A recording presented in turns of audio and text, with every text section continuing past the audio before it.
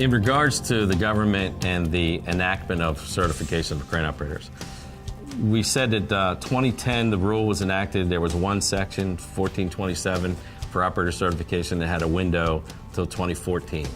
That didn't occur because of a couple issues. What happens is somebody out there, people say, if I don't have to do it, I'm not going to do it. I'll do it when I have to do it. The problem you have with that, the challenge you have with that, is like everything else. If you wait till the last minute, you may not make it, first off, because there's going to be a flood of people trying to get through the gates. So if you wait till the last minute, you might put yourself in jeopardy. But in addition to that, doing it now because people require it, businesses require it, insurance companies require it, but not only require it, we actually give you a dividend for doing it because we see the value. Crane operators want it in general because they want, if their peers have it, they want to be able to be at the same level. Waiting is definitely the wrong thing to do. We're working really hard with the government to get it done sooner. So as that bell curve starts to move in the favor of getting it done quicker than later, now you're really going to be in a problem and a pickle if you don't get it done sooner than later.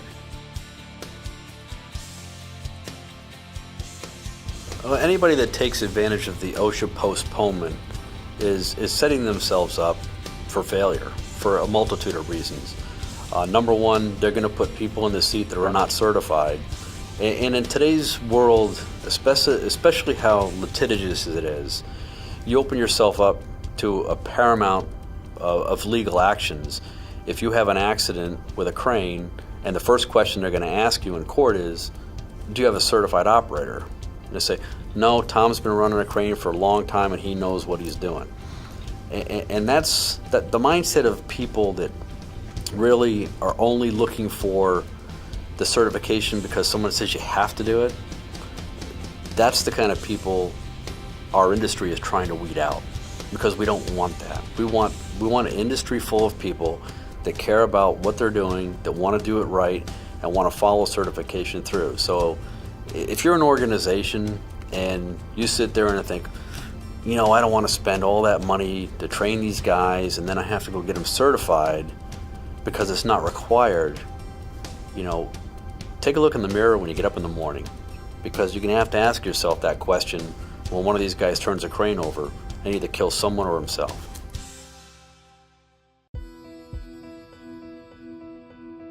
For the good companies, they're already moving ahead and they're already acting as if that it's happened and they're getting people certified. For the companies who are waiting till the last minute to do things, they are postponing everything that they can, postponing any of the costs, which is crazy to me because I think that it's actually cheaper to grab a national certification than to come up with your own program and make sure that it meets the standard. It's crazy to do that. So I think that that divide just gets bigger between the have and the have-nots. Meanwhile, you have customers who are more likely than not demanding certification. You have insurance companies demanding certification. And you have all this stuff moving in that direction. The ship is going that way, but you're going to always have the stragglers.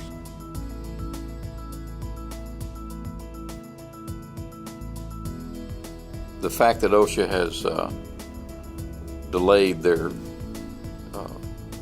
implementation of their rule, and those folks that are saying, well, because of that there's no need for certification, I would respond that there was a need for certification before there was a need for this requirement. There was a demand for this certification before OSHA was talking about making a requirement. I don't see how OSHA's delay impacts the need. I think the industry recognizes that there's a need for training, there's a need for verifying that training, and that's what this certification and all the CCO certifications do. They verify the training that's going on. If there wasn't a need for it and there wasn't a desire for it in the industry, we wouldn't have 20 programs now. We still only have a crane operator certification program. But I think the fact that we've expanded like we have, and expanded by virtue of industry requests, I think speaks for itself.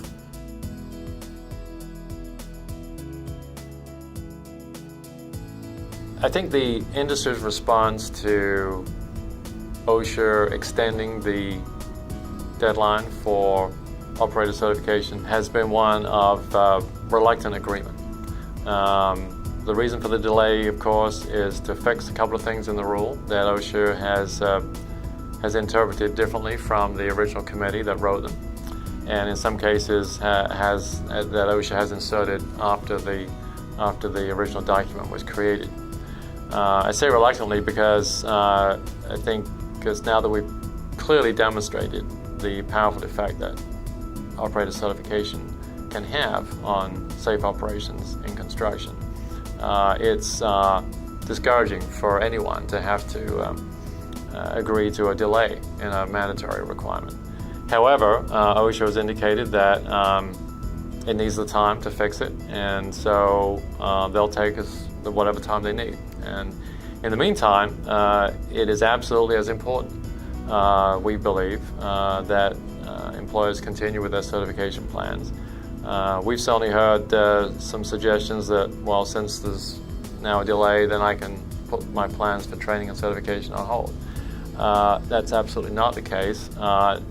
In fact, OSHA was keen to point out that the training component and the requirement for employers to continue to qualify their operators absolutely stays in place. That has not gone away. It's simply the certification component that has been put temporarily on hold. We would suggest that certification is now as important as it ever was. The 100,000 individuals that we've certified have been certified without a federal requirement.